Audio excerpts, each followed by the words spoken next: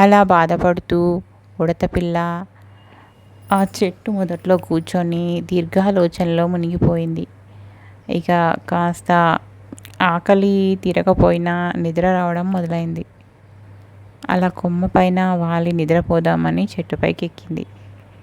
చెట్టుపైన ఎక్కి ఒక బలంగా ఉన్న కొమ్మపై నిద్రపోవడానికి ప్రయత్నించింది. కాసేపటికి దానికి నిద్రలోకి జారుకుంటున్న సమయాల్లో ఏదో శబ్దం వినిపించింది. అదేదో అలికిడిలా ఉంది. దాంతో దీనికి మెలకు వచ్చింది. ఎక్కడ అంటూ వెతికిందనమాట ఏం అలికిడి అనేసి. చెట్టు కిందుగా ఏదో చిన్న ఆకుల గలగల శబ్దంతో పూర్తిగా లేచి కూర్చుంది ఉడతపిల్ల. ఆ కొమ్మ పైనుండే చూడడం మొదలుపెట్టింది. కొంచెం భయం కూడా వేసింది. ఎందుకంటే అప్పటికి చీకటి అయిపోయింది. చంద్రుని వెన్నెల దట్టమైన కొమ్మల మధ్య నుంచి ఆ చెట్టు పైన కాస్త పడుతుంది. ఆ వెలుతురులో చెట్టు కింద అలికిడవుతున్న ప్రదేశంలోకి చూడడానికి ప్రయత్నించింది. దానికైతే ఆ చీకట్లో ఏమీ కనిపించలేదు. శబ్దం మాత్రం వినిపిస్తుంది.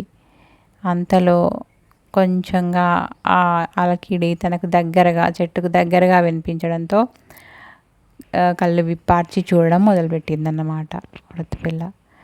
ఇలా నిజంగా ఒంటరిగా ఉన్నప్పుడు ఇలాంటి ఒక శబ్దం వస్తే చాలా భయం వేస్తుందని ఉడతకి ఇప్పుడు అర్థమైంది.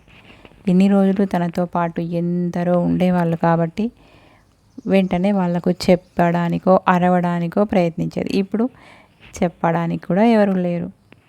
అప్పుడు ఆ చీకటిలో అది కళ్ళు విప్పార్చి చూస్తున్నంతలో ఆ వెలుతురు దాని మీద పడింది. ఎక్కడైతే అలికిడవుతుందో అక్కడికి అప్పుడు స్పష్టంగా కనిపించింది ఒక ఎలక పిల్ల.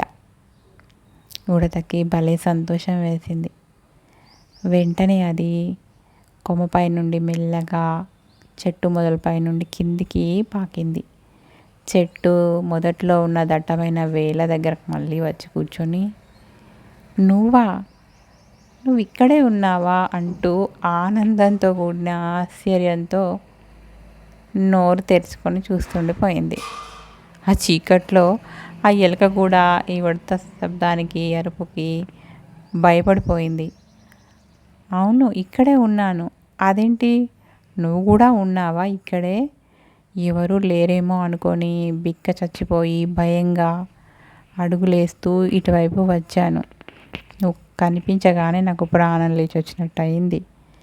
ఇంతకీ మన వాళ్ళంతా వెళ్ళిపోయారు కదా, మరి నువ్వు వెళ్ళలేదేంటి అని అడిగింది ఆ ఎలక పిల్ల.